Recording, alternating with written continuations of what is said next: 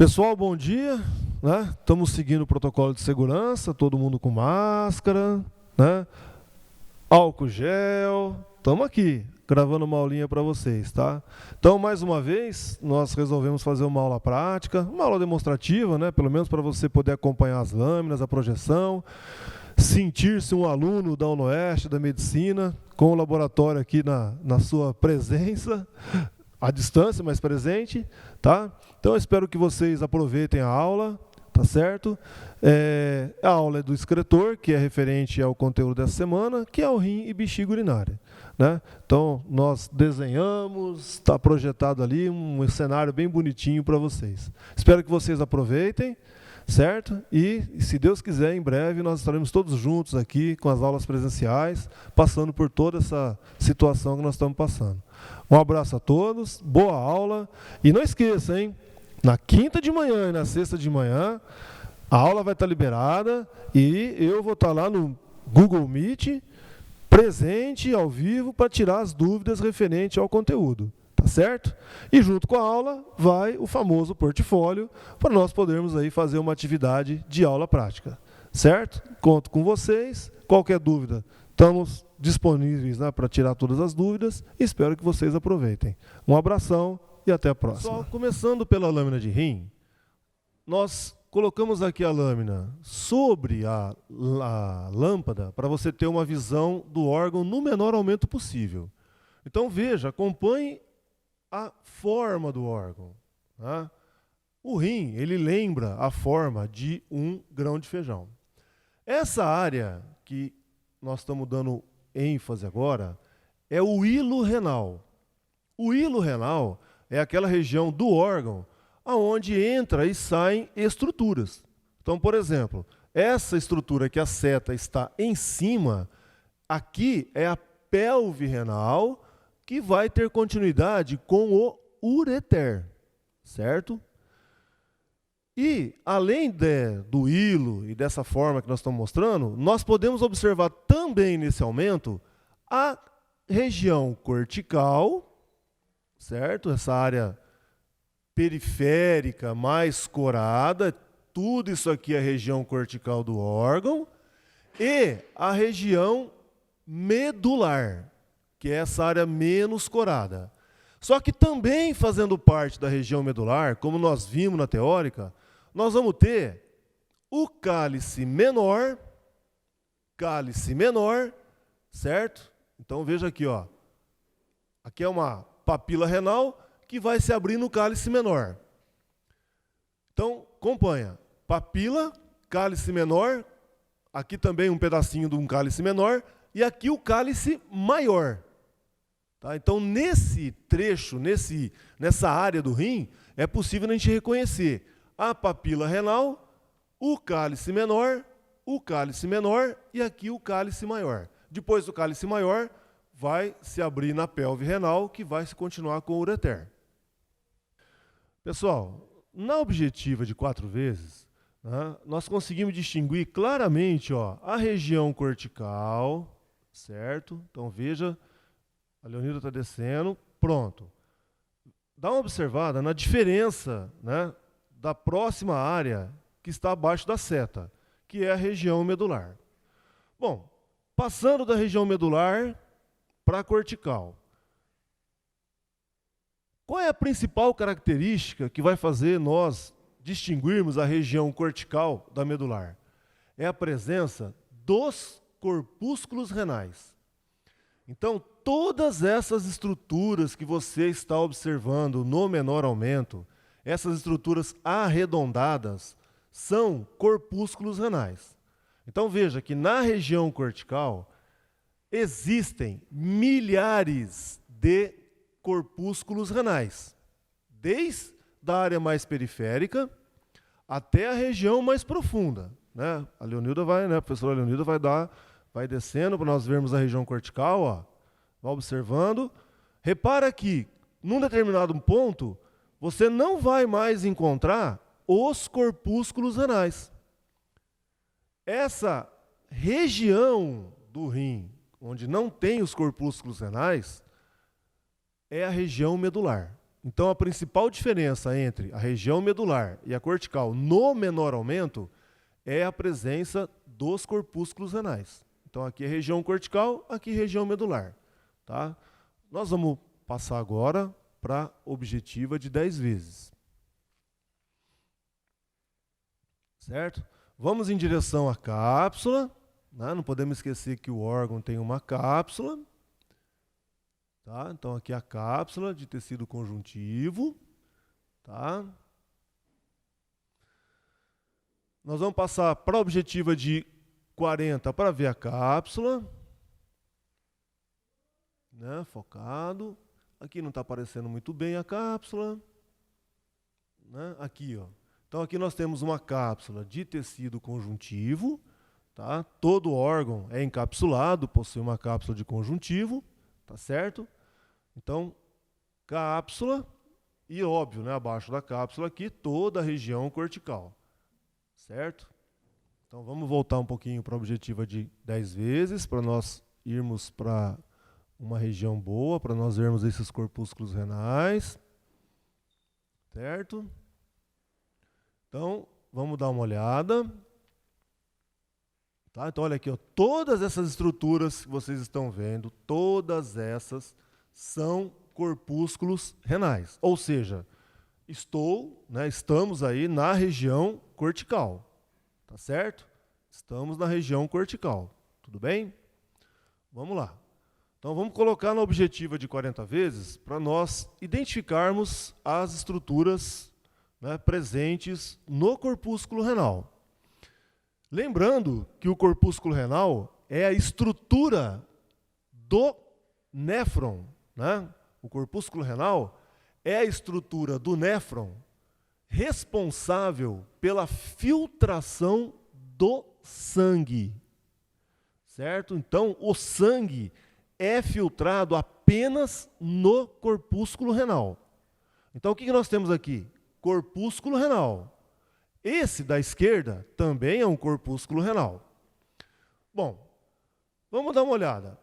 O corpúsculo renal, ele é revestido pela cápsula de Baumann.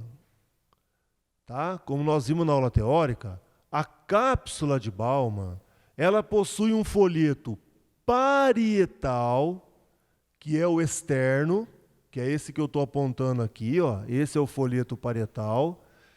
Esse folheto parietal, ele é formado por epitélio simples pavimentoso, certo? Então, aqui o folheto parietal da cápsula de Baumann, epitélio simples pavimentoso. Esse espaço em branco, que a seta está dentro, é o espaço capsular. Tá? Esse espaço capsular é um espaço real, é uma cavidade que está presente entre o folheto visceral, tá? Que é o folheto visceral, e o folheto parietal. Então, veja, a cápsula de Baumann, ela possui o folheto parietal, de epitélio simples pavimentoso, e tem o folheto visceral, formado pelos podócitos. E entre o folheto visceral e o folheto parietal, esse espaço, essa cavidade, é o espaço capsular. O espaço capsular recebe o filtrado glomerular após a filtração. Esse aglomerado de células dentro do corpúsculo renal, tá? Então, esse aglomerado de células dentro do corpúsculo renal, nós vamos chamar de glomérulo. Toda essa estrutura, tudo isso aqui é chamado de glomérulo. Fazendo parte do glomérulo estão os capilares glomerulares do tipo fenestrado, células mesangiais de sustentação e que controlam o diâmetro dos capilares, tá? E os podócitos. Então, quando eu aponto esse emaranhado de estruturas e células, chamando tudo isso aqui de glomérulo, fazendo parte desse glomérulo, podócitos, células mesangiais e capilares fenestrados, que são os capilares glomerulares. Tá? Lembrando que no corpúsculo renal eu vou encontrar também o aparelho justaglomerular, certo? Então nós podemos encontrar o aparelho justaglomerular. Né? A Leonilda vai dar uma descidinha, acho que tinha um aparelho justaglomerular por aqui, bonitinho, está aqui. Então veja bem, ó, esse é um corpúsculo renal bem didático, está muito bonito esse corpúsculo renal, né? Cápsula, folheto parietal da cápsula de Bowman, folheto visceral da cápsula de Bowman, está bem nítido, espaço capsular, todo o glomérulo, né, com capilares do tipo fenestrado, células mesangiais, os podócitos. E nesse ponto, exatamente aqui, nós temos um túbulo contorcido distal adjacente ao corpúsculo renal. Exatamente nessa região está o aparelho justaglomerular. Então aqui é o aparelho justaglomerular. O aparelho justaglomerular, ele é formado pelas células epiteliais modificadas do túbulo contorcido distal e por células justaglomerulares, que são células musculares lisas da arteríola aferente e arteríola eferente. Então lembre-se, no aparelho justaglomerular, que nós conseguimos identificar na lâmina, é produzido o hormônio renina, que é um hormônio que vai controlar a pressão arterial. Certo? Então, região cortical é onde estão os corpúsculos renais. Aproveitando essa área, que está bem didática, então aqui é o túbulo contorcido distal. Né? A Leonilda estava apontando. Agora a Leonilda, né, a professora Leonilda, passou a seta para o túbulo contorcido proximal. Numa primeira vista, você pode olhar e ter uma certa dificuldade, né? Falar, nossa, mas diferença, né, entre túbulo contorcido proximal e túbulo contorcido distal? Então veja as características. Ó. O túbulo contorcido proximal é formado por células grandes, certo? Com a presença de muitos microvílos. Então aqui é o túbulo contorcido proximal. Células grandes, com grande quantidade de microvilosidades, certo? O epitélio, ele é simples cúbico e o citoplasma da célula é bem acidófilo, é bem róseo, bem avermelhado. Quando eu comparo o túbulo contorcido proximal com o túbulo contorcido distal, eu vejo características bem distintas. O que eu observo? Bom, o epitélio, ele continua simples cúbico, mas a célula já não é mais tão acidófila, levemente basófila, as células são menores. Então, quais são as diferenças entre túbulo contorcido distal e túbulo contorcido proximal? Túbulo contorcido proximal, células grandes com citoplasma acidófilo. Tá? Célula grande com citoplasma acidófilo. Grande quantidade de microvílos. Menor quantidade de células por unidade. O túbulo contorcido distal, células menores, mas maior quantidade de células, certo? A luz mais ampla e o citoplasma da célula levemente basófilo. Então, claramente, nós conseguimos distinguir túbulo contorcido proximal de túbulo contorcido distal.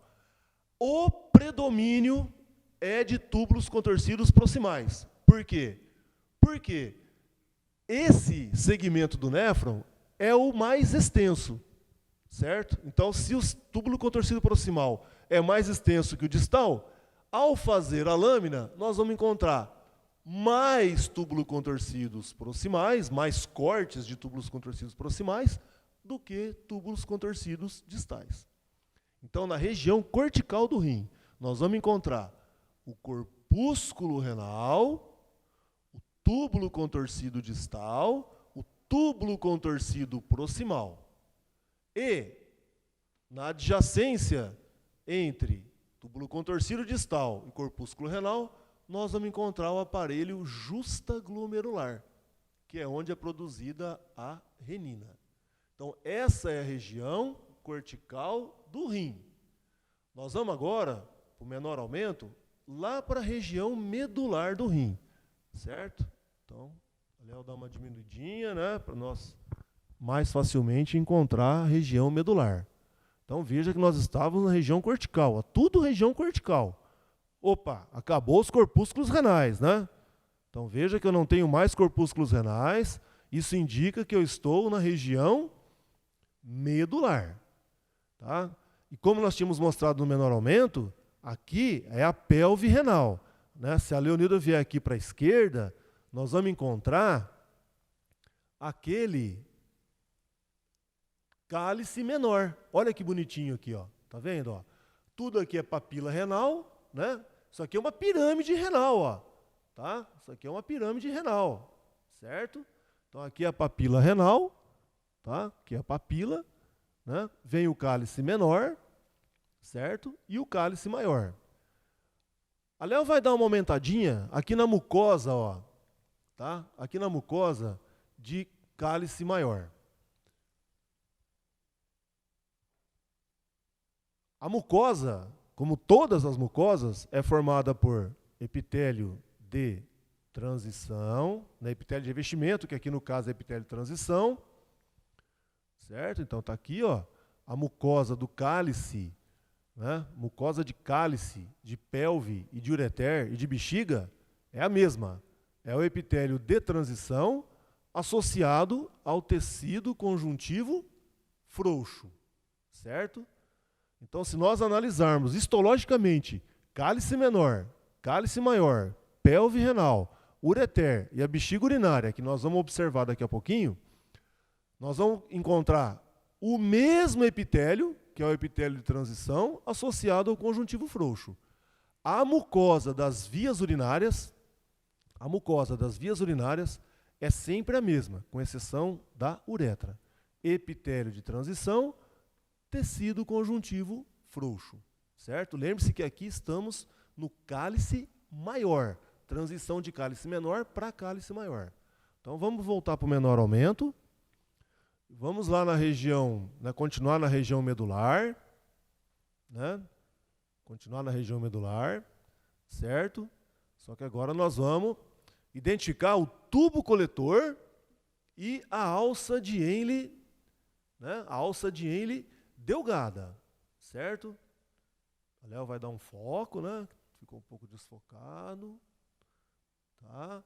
Então veja, ó, já nesse aumento, né, já adiantando, todas essas estruturas maiores aqui, ó, na região medular, todas essas são tubos coletores. Aliás, o Junqueira, ele até distingue, né? Os maiores são ductos coletores e os menores são tubos coletores. Então veja, esse é um típico tubo coletor. Tá? Tá muito didático. O que nós temos aqui? O epitélio, que é simples, cilíndrico. Né? A gente pode ver aqui o epitélio simples cilíndrico. Outra característica, né? Outra característica. O limite celular evidente entre as células, quando você observa o tubo coletor, a única estrutura do rim que você vê limite celular evidente separando uma célula da outra é o tubo coletor. Então nós temos epitélio simples cilíndrico, limite celular evidente e células com citoplasma pouco corado. Essa é característica exclusiva, nessas características são exclusivas do tubo coletor, certo? o epitélio simples cilíndrico, o limite celular evidente, tá? E o citoplasma das células pouco corado. Lembrando que o tubo coletor, ele tem a função de reabsorção de água e íons, certo? Bom, essas estruturas que estão com, né, mais vermelhinhas, isso aqui são vasos sanguíneos. São capilares, são vênulas, né, estruturas que nós já estudamos, certo? Pessoal, a outra estrutura que nós vamos encontrar em grande quantidade aqui na região medular, adjacente aos tubos coletores, né, é a alça de Henle delgada, certo? Como nós já mostramos vasos sanguíneos, que são os que têm as hemácias dentro, então você repara que a alça de Henle delgada, ela tem um epitélio simples pavimentoso, mas o núcleo é arredondado, saliente para a luz. Tá? Então aqui é uma alça de Henle delgada, né? Aqui também é outra alça de Henle delgada.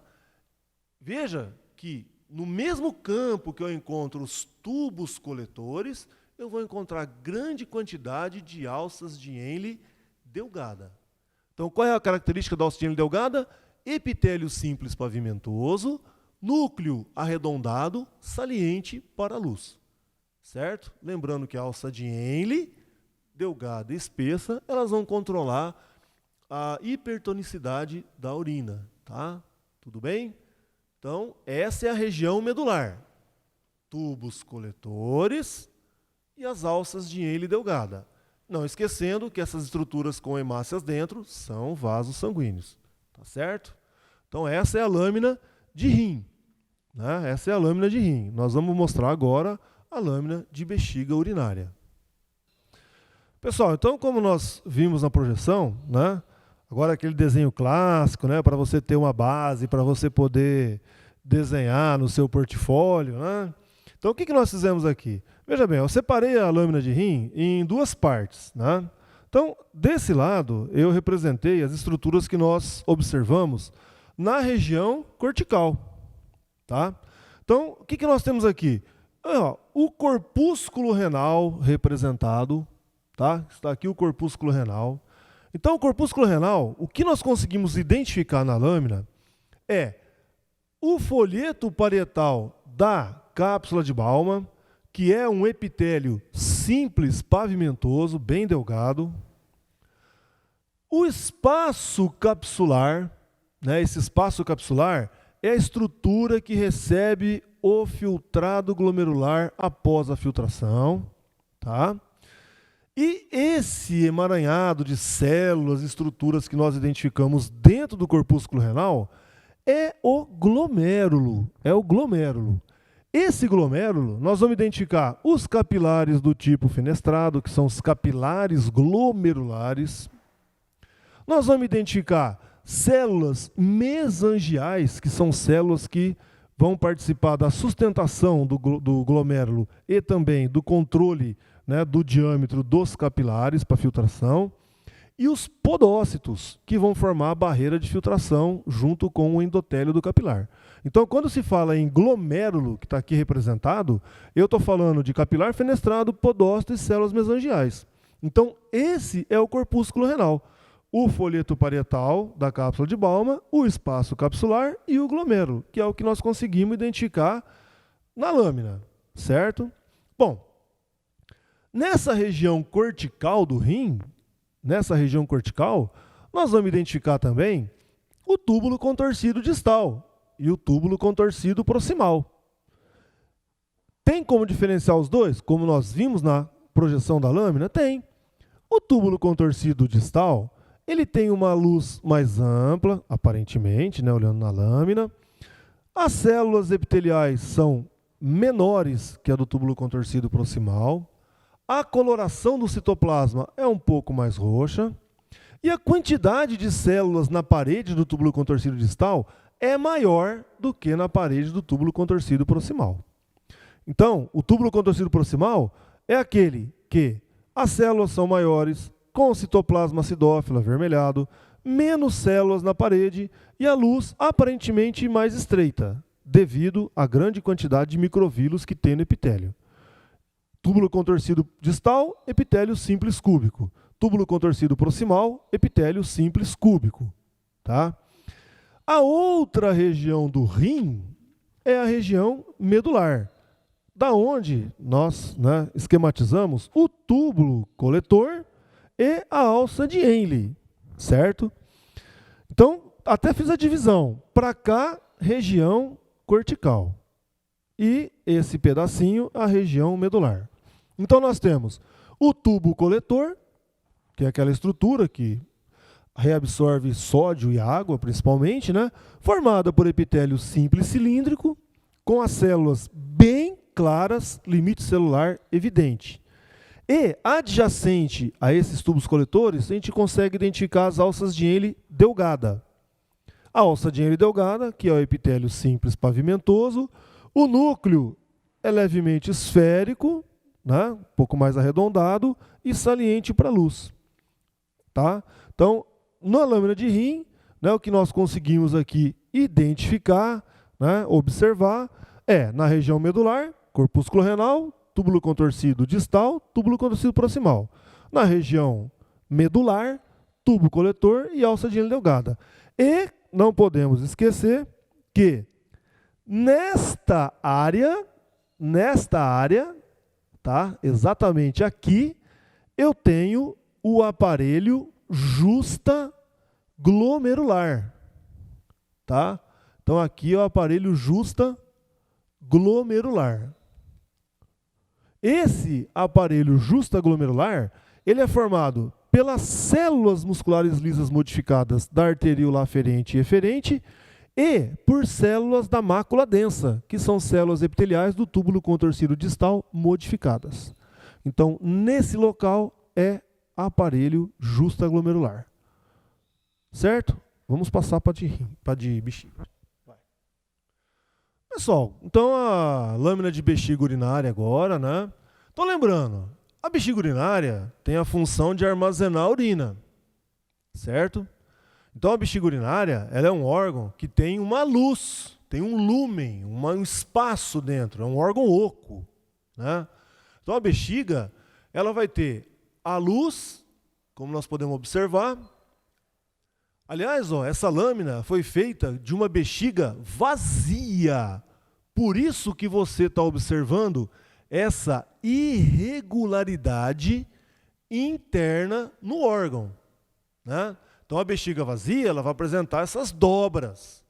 Quando a bexiga está cheia, vai acumulando a urina, vai estendendo a parede e essas dobras vão cedendo. Então aqui é a luz e aqui tudo é a parede. Ó, a professora Leonilda vai passar a seta lentamente pela parede. Por quê? Porque na parede nós vamos encontrar 3 camadas. Ó. Então a Léo vai começar pela camada mucosa. Vai lá, Léo, vamos começar pela mucosa. Então veja, ó, a seta está passando camada mucosa, tá? Agora vai, camada muscular, que é de músculo liso, né? Então vai, camada muscular. E externamente, nesse aumento, não dá para observar, nós vamos depois mostrar no aumento maior. Aqui, nessa lâmina, está uma serosa, certo? Então, nesse aumento menor, o que nós conseguimos distinguir na bexiga, na parede, é, bem aqui nesse ponto, a camada externa, que é a serosa. Toda essa faixa mais espessa, de cor mais vermelha, é a camada muscular. E nós chegamos agora na camada mucosa, tá certo? Então, camada mucosa. Vamos começar a ver no maior aumento a camada mucosa. Então, a professora Leonilda vai passar para a objetiva de 10 vezes, certo? Então, está aqui a objetiva de 10 vezes. Nessa objetiva de 10 vezes, já é possível identificar, ó, o epitélio de revestimento e o conjuntivo, que constituem a camada mucosa, certo? E de brinde, né, para nós fazermos aí uma revisão de circulatório, vênula e arteríola, né? Então essa mucosa, ela é bem vascularizada. Então nós vamos encontrar arteríola e vênula. Mas vamos voltar aqui para vermos a mucosa, o epitélio de revestimento. Então a professora Leonilda aumentou. Olha só o epitélio de revestimento. Está muito bonito aqui, pessoal. Pelo seguinte, ó, repare, o epitélio de revestimento, ele é do tipo de estratificado de transição. Então eu olho, eu vejo 1, 2, 3, às vezes 4 camadas de células, né? Tá vendo aqui, ó? Aqui começa o epitélio, ó. Essa é a camada basal do epitélio. Aí temos uma camada intermediária e a camada superficial. Então aqui é o epitélio estratificado de transição. Olhando, só relembrando o epitélio, você pode olhar, né, e falar, poxa, o Valdemar está meio doido. Aqui o epitélio parece que é estratificado cúbico. Só que uma característica exclusiva do epitélio de transição é que a camada superficial é formada por células globosas grandes, com alterações morfológicas para proteger da ação da acidez da urina. Certo? Então vamos lá. Esse é o epitélio de transição, estratificado de transição. Abaixo, a lâmina própria de tecido conjuntivo. Olha aqui, ó, uma vênula, uma arteríola, um capilar muito bonito aqui, ó, por sinal, né? Então, relembrando aí a aula de circulatório, ó, vênula, arteríola, capilar, arteríola e vênula. Tudo na região, na camada mucosa, tá? Então, lembre-se, ó, epitélio de transição, tecido conjuntivo frouxo que forma a lâmina própria, e nesse conjuntivo frouxo, aqui os vasos sanguíneos que nós já estudamos em outra oportunidade. Tá certo? Então não esqueça, camada mucosa, epitélio de transição, tecido conjuntivo frouxo que forma a lâmina própria. Essa camada mucosa é a mesma presente no cálice menor, no cálice maior, na pelve renal e no ureter. Certo? Agora a professora Leonilda vai voltar para o objetivo de 10 vezes. Por quê? Porque no objetivo de 10 vezes vai ser melhor para nós observarmos a camada muscular. Olha aqui, ó. A partir desse ponto, nós temos a camada muscular da bexiga, que é músculo liso. E o interessante é que a camada muscular da bexiga, ela é feita por várias camadas de músculo liso com tecido conjuntivo entre essas camadas de músculo liso. Por quê? Porque o órgão ele vai distender a sua parede quando tiver cheio de urina, certo? Então, toda essa camada que a seta está em cima, toda essa camada que eu estou passando aqui a ponteira, é a camada muscular, de músculo liso. Várias camadas de músculo liso com o conjuntivo entre essas camadas. A Leonilda vai, né? Professora Leonilda, olha a intimidade, né, Leonilda? Só Leonilda, né? Professora Leonilda vai passar para o aumento maior para nós vermos a característica do músculo, que é músculo liso. Certo? Então veja, ó, células musculares lisas, não tem estrias. O núcleo, quando pego em corte longitudinal, o núcleo é alongado, tá certo? Então, músculo liso. Vísceras, músculo liso, contração involuntária. Nós vamos agora para a periferia, nesse mesmo aumento, para identificar a camada mais externa presente nessa região da bexiga urinária. Então nós chegamos aqui na face mais externa, tem uma regiãozinha bem bonitinha descendo aqui, certo? Então vamos descer. Olha aqui, chegamos naquela região mais didática, né? Então veja, o que eu tenho? Nessa lâmina, nessa área da lâmina de bexiga, a camada mais externa é a camada serosa, que é do peritônio, que reveste a cavidade abdominal. Quem forma essa serosa? O mesotélio, que é epitélio simples pavimentoso, que inclusive a gente pode observar aqui em cima, ó, bem bonitinho, tá? Então Então, o mesotélio, o epitélio simples pavimentoso, certo? E, formando essa serosa, além do epitélio simples pavimentoso, chamado mesotélio, nós temos o tecido conjuntivo frouxo. Isso é uma serosa. Essa é a camada mais externa nessa área da bexiga, certo? Repare, né, que sempre quando nós passamos pelo campo, nós vamos encontrar vasos sanguíneos, né? Provavelmente aqui uma vênula, tá? Tem um outro vasinho bonitinho aqui, né? Só aproveitar, a Leonilda vai subir aqui um pouquinho a lâmina, ó, certo? Olha aqui, ó, tá? Aqui também um outro vaso sanguíneo, né? Pelas características, né, com a presença aqui de uma camadinha de músculo liso, desse tamanhinho, redondinho, provavelmente um vaso arterial, certo? Então, só recapitulando, para nós fecharmos aí nossa projeção da lâmina, né? A Léo vai voltar para o objetivo de 10 vezes, para nós, de novo, mostrarmos a mucosa, a camada muscular e a serosa, certo? Então, está aqui, ó, a camada mucosa, a Léo está apontando o epitélio de transição. Saiu do epitélio, vemos, nós estamos ainda na mucosa, mas mostrando aqui o conjuntivo.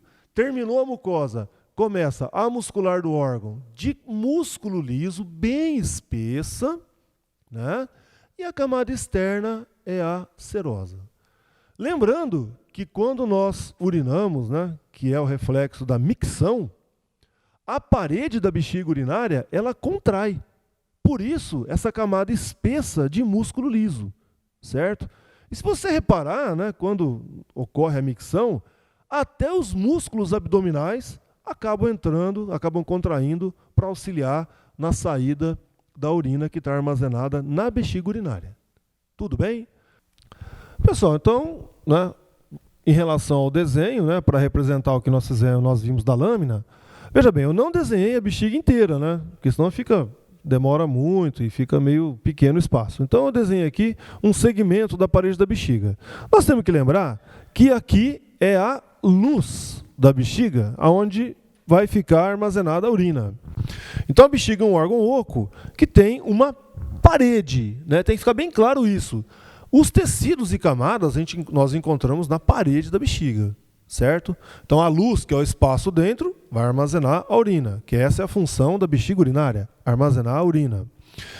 Bom, com relação à parede da bexiga, nós vamos identificar, né, a camada mucosa, que é a camada mais interna do órgão, a camada muscular e a camada externa, que nesse segmento é a serosa.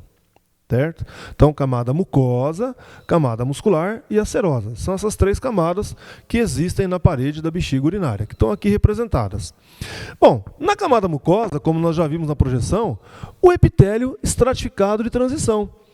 Lembre-se, a característica do epitélio de transição é possuir 3 e 4 camadas, e a camada superficial são células grandes e bem coradas, com morfologia modificada para poder suportar a acidez da urina. Então, um epitélio que protege.